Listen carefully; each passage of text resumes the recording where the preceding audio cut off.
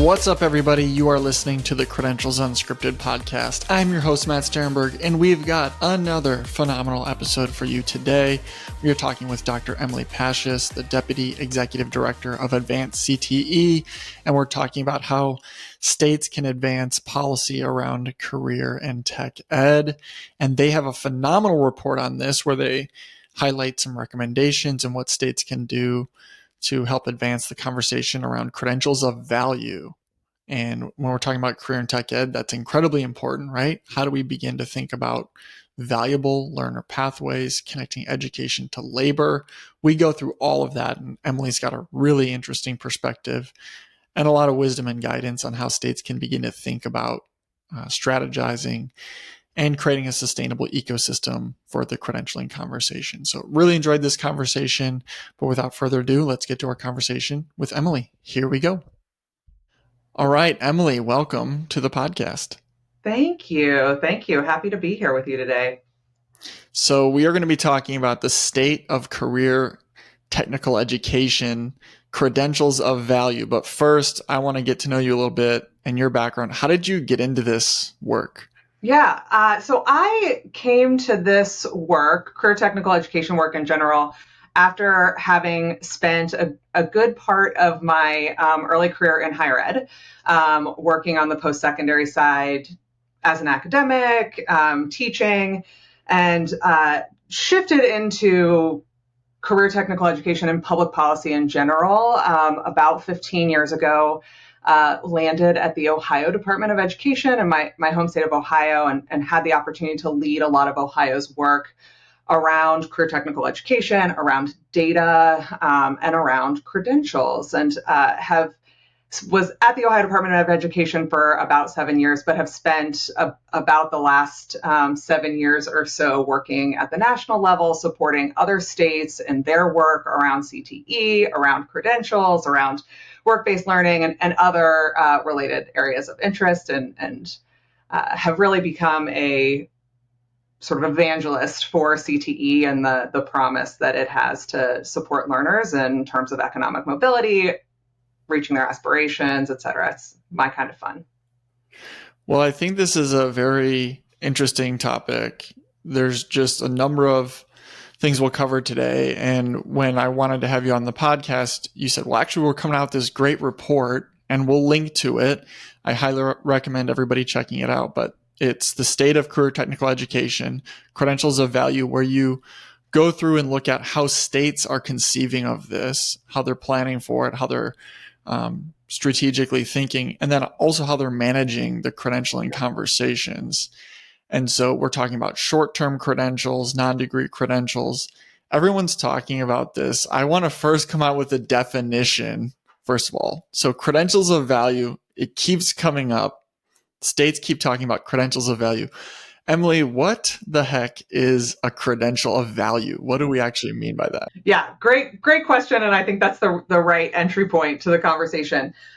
States define value in substantially different ways. And they are spending a lot of time grappling with this question of credential value and credential quality.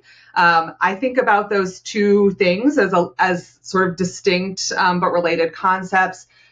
Some states, as they're thinking about how they identify credentials that hold value for their learners, for their state systems, et cetera, are really thinking about alignment to in-demand occupations in their state or high-wage occupations in their state, and are really anchoring on value definitions that are tied to wages, the wages that learners who attain those credentials are earning or could earn as a result of the attainment of that credential.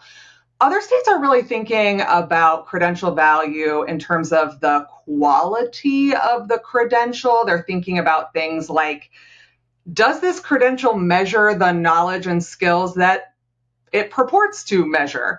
Does it have robust assessment practices and sort of supports for learners to make sure that attainment of those credentials and the outcomes from those credential assessments are reliable and valid.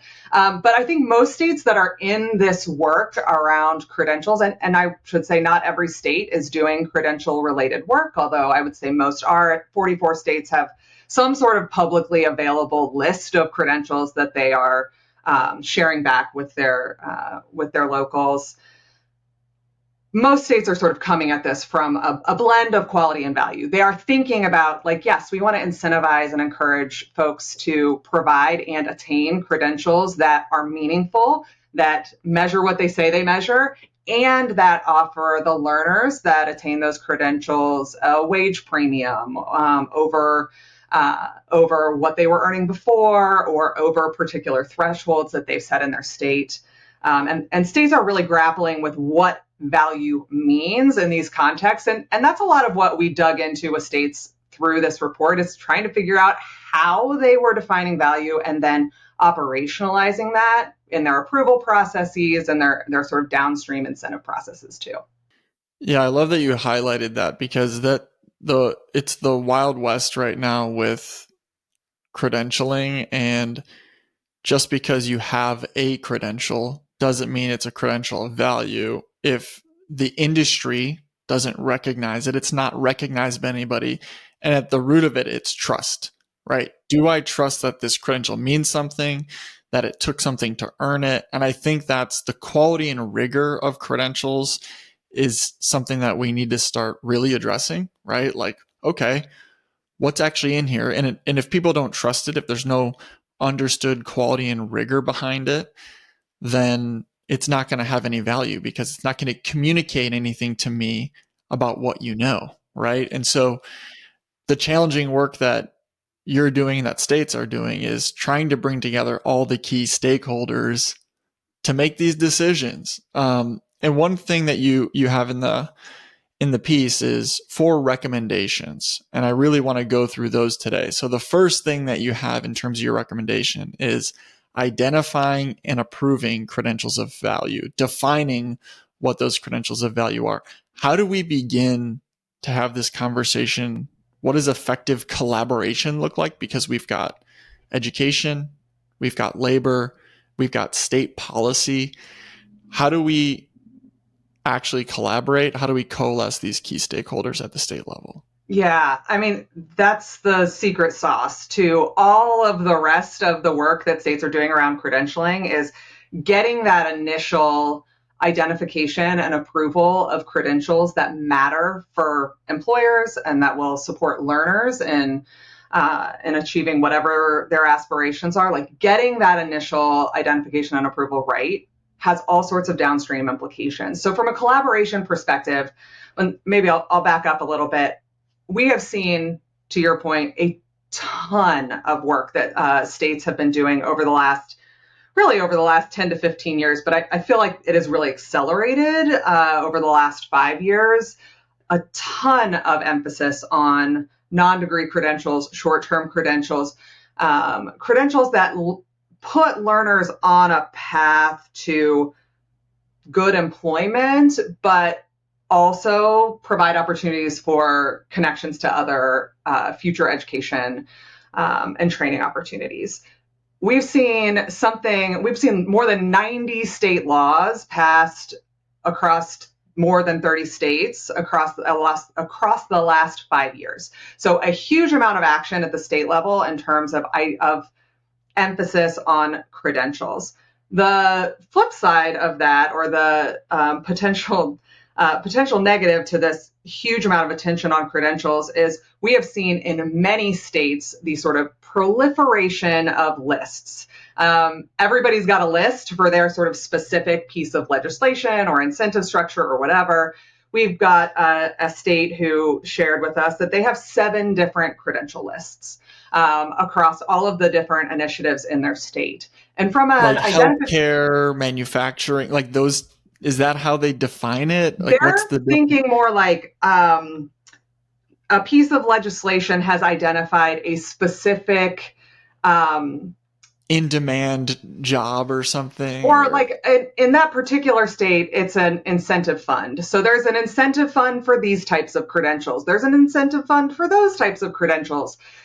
They have got a set of credentials they use for high school graduation requirements and a different set that they use for accountability purposes. They've got some employer-focused incentives that have a different set of credentials. So to your point about collaboration, what we're really pushing on in this report and what we've heard from states is sort of the next frontier for them is moving from a bunch of use case specific lists to a unified approach. We've got one list that everyone in the state has agreed on, has met all of our statewide priorities around, providing credentials for occupations that we know that are important for our economy now and into the future. There's some sort of shared decision-making framework and shared understanding of the data that is used to inform and maintain those lists over time. So like really working as a state, as opposed to distinct state agencies or individual partners or actors within the larger state ecosystem, to come to some conclusion about what does value mean for us as a state? How are we operationalizing that? What data are we using to inform our assessment of value, both in terms of that initial, like we're looking at these credentials and saying, yeah, these seem like they would add value for our learners and for our employers, all the way through like making sure that those lists stay current, that they're revalidating those over time. But this initial identification and approval process is one, the place where we hear the most pain, the strongest pain points from states. Lots of folks really trying to refine the way they're coming at this work. Folks learning that it takes a heck of a lot of collaboration and intentional partnership building and maintenance to get to that unified approach where they have a shared decision-making framework that they're implementing regularly with fidelity, where they're engaging their employers and industry groups, not just state-level decision makers, but also those industry-focused folks in the mix, and really trying to get their arms around a common set of credentials that they want to incentivize, so that they can be messaging that consistently, not only to learners and their families, but to educators, to employers, to policymakers. There's, a lot of attention on credentials from policymakers, and they sort of want to understand what value means. They hear lots of things from their constituents, and having that unified list, having a consistent approach to defining and operationalizing what value means for a state, and that shared decision-making framework allows for that messaging and communication to be consistent across all those groups, all those actors. Everybody's singing the same tune. Everybody's hearing the same music. Yeah, and I think identifying and improving credentials of value is the most important first step, because that allows you to then go, all right, what are we marching towards? How do we set up programs that can actually credential these students? Is there a regional approach? How do we engage with our community colleges, our career and tech ed folks on the K-12 level? But at least gives you something of like, okay, here's what we're marching towards. Do we have the educational programs to get there? And then for the learner to actually have an idea of what a pathway means, and to know that it's been identified as something that's either in demand or high wage. But your second recommendation is revalidating previously approved credentials. So kind of going back every so often and saying, okay, is this still a credential of value? Is this still a credential that's approved by the industry, still relevant, valuable? So, which I think is critical, because, just if we look at this from the economic perspective, let's say they have this credential of value and they say, this is a really great credential. People will pursue it, ideally. And then you have more supply of workers that have this credential. That's right. And so eventually the wages might adjust, right? It might be high wage because the supply is very low. We're willing to pay more to get these people. And there always needs to be kind of a rethinking and a readjustment of, is this credential still valuable? Does it have the same value it used to have? And obviously, we have a dynamic labor market that's always going to have different values. Or, for instance, a state might be like, all right, Toyota is opening up a plant. Absolutely. We need to rethink. And so I think your work with states as being like laboratories of this work, they know what's best for them and having to revalidate. But that's also a lot of work. Yes. To sustain this. Yes. Like, how are states actually doing this work today? Do you have any examples, or what are your recommendations for the revalidation process and how often to revisit it? Yeah, this is the area where I think there is a lot of opportunity for growth in terms of state approaches. To your point, states have realized that the time and capacity investment in getting this credentialing work right, making sure you're identifying and incentivizing the right credentials, it takes a lot of effort. It is politically charged. There's a lot of pressure from credentialing bodies and vendors who offer these credentials to get their credentials on these state lists because they see that as a money-making opportunity for them. So the revalidation, the initial identification is incredibly important, but states are often using signals from employers through real-time labor market information and other types of labor market data about what credentials they should initially approve. Once you've had a credential on your list for a while, you should theoretically be able to look at actual outcomes from learners who've attained that credential and identify if the state is getting the return on investment and the learner is getting the return on investment for the attainment of that credential. This is where we see a lot of opportunity for growth and system sort of development at the state level. Only 8 states shared with us that they had that data in hand to be able to look at outcomes for learners who have identified or who have attained these credentials to use in their process of revalidating their lists. So, my sort of first recommendation there is let's get the data right. Let's make sure that states are collecting in a timely fashion the sorts of data that they would need to assess the impact of individual credentials on both learners and economies, and create the routines to use those data for good, essentially. Create the routines to make sure that the decision makers within states know the impact that credential A has on a learner's employment trajectory or education trajectory versus credential B. There's been a lot of conversation in the last couple of years about return on investment analyses and trying to understand if the credentials that states are incentivizing are producing the return on investment that states are hoping that they produce. And states are finding that they don't always have the data to be able to assess those things for their revalidation processes. So I think, one of the places where we're hoping to see some strong activity in the coming years is around, 1, developing processes for revalidating credentials, and 2, grounding those in smart, intentional data use. There's some complexity here to the revalidation conversation, though, because states have set up a lot of incentives for learners, incentives for educators, incentives for schools, districts, post-secondary institutions, other training providers, to encourage them to offer and or pursue these credentials within their states. Those incentives also add complexity to changing your lists. As you're thinking about, for instance, we've had a number of states who've added credentials as a opportunity for students to demonstrate readiness for high school graduation. It's part of their high school graduation options. Many states who have added credentials to their high school graduation requirements have also created policies that stabilize the list for 4 to 6 years, so that the list is the same when a student walks in the door of high school as it is when they walk out the door of high school.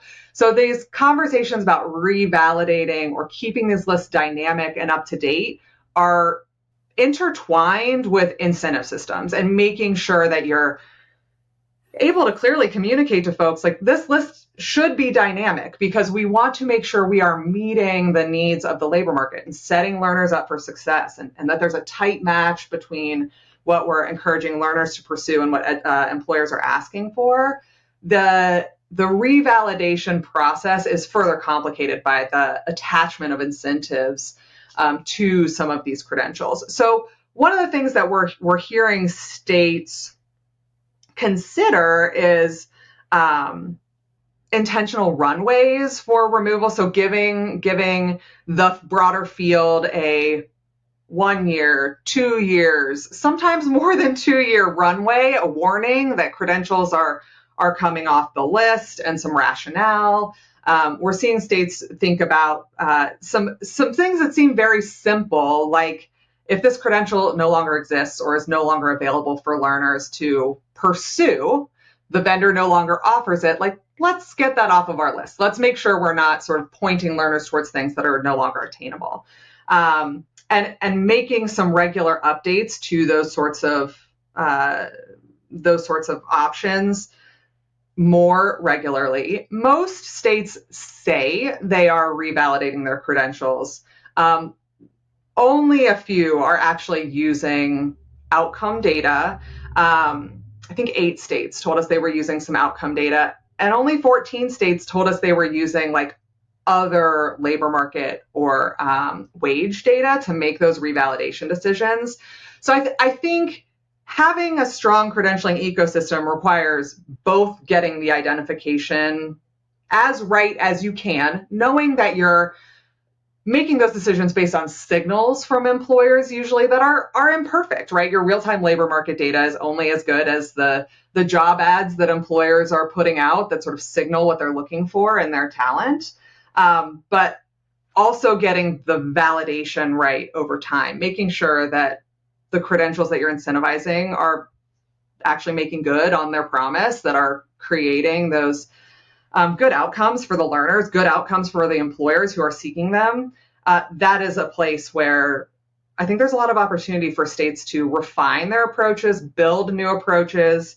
And to that conversation we were having a moment ago about collaboration, that revalidation process should stem from whatever shared decision-making framework that they've agreed on. They should bring those same collaborators back to the table to make sure that those decisions are sort of consistently made with all the right inputs and all of the right data at the right time. It's complex, it's difficult, and one of the reasons that states are still sort of in that development phase of that revalidation work is that complexity. They're really trying to figure out how to balance the capacity it takes to get it right with the need to do it regularly and the effort it takes to do it right regularly. And that really stuck with me, what you just said of just having a shared framework of, if you're a state, define what you view as a credential of value. And then really we need to have a healthy system that we all agree on of what are the metrics that we're going to measure. Does it fit the criteria of a credential of value? Because I think we also need to have a healthy distrust of each other, in the sense that, like labor, for instance, we don't want you to be advocating for a credential of value that you're only going to be hiring for in spring 2026 for all these different educational providers to stand up programs. And it's just like, we actually need to hire for this, and then it's going to go away. We have to stand up a program. And for a learner, you don't want to get a credential that it's only valuable for a brief moment, right? And then those jobs are filled and it's actually, we're done. And so there's a longevity question with a number of these credentials. We're obviously acknowledging that credentials can come onto the credentials of value. We're going to revalidate. Maybe they're going to fall off. And so what someone once said to me, Nick Moore from the state of Alabama, and they do a lot of cool work. He was on the podcast and he always used the phrase wooden nickel. We don't want to give students wooden nickels, essentially something that this credential has no value anymore. There's no currency tied to it. And so there is going to be a moment where we have to consider the longevity of these things. And if we have a shared system of, let's pretend like we had all the data in the world, it would automatically update, right? Like we're calculating the wages of the person that has this credential, or the economic mobility, the ability to transfer jobs, or whatever it may be. And we wouldn't have to have people in a room deciding whether or not this was a credential of value based on our inputs, based on our shared system. It is or it isn't, and it can almost automatically update if we kind of agree on what a credential of value is. Yeah, that's exactly right. And I appreciate you sort of framing that way around it sort of is or it isn't. I think one of the things that we saw pretty strongly in our data and our conversations with states on their approaches is folks are generally using thresholds, whether those be around wages or demand for a particular credential or return on investment. They're using thresholds in an informative way, but not necessarily a decision-making way. Like must meet X threshold to get on or not on the list. And I think that's one of the things that we do think states should be thoughtful and intentional about is like, what is that decision-making framework? What are the thresholds around wage or demand or return on investment or whatever that you in your state with your collaborators want to include in your shared decision-making framework that can really simplify the decision-making around initial identification and approval and then revalidating those credentials over time. For the folks who are actors in those systems to be able to see very clearly, like credential A meets all of our criteria or all of our thresholds. Credential B does not, and have very clear recommendations for what happens upon meeting or failing to meet particular state agreed upon thresholds for quality or for value. If states can get there, I think that will really streamline a lot of their decision making. We see a lot of states saying like, we consider that, we consider wages, for instance, but we also need to balance that with demand. There's some clear tension between wage and demand for states as they're thinking about credentials of value. You've got, frankly, a lot of low wage work that has credentials that are attached to those occupations, but are very, very high demand in states. And states really trying to think about not only incentivizing credentials that lead to economic prosperity and economic mobility for their learners, but also thinking about like, okay, maybe we need a lot of childcare workers, for instance. That's a high demand occupation in most states.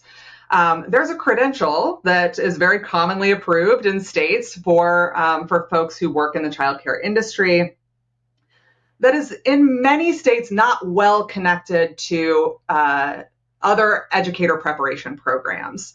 It often sits sort of at the community college level, is not necessarily tied to a 4-year program for teacher preparation. So what we see some states trying to think about is like, okay, we know we need a lot of folks who are prepared and have the credentials to be able to have a functioning childcare ecosystem. So we're going to make some concessions on wage thresholds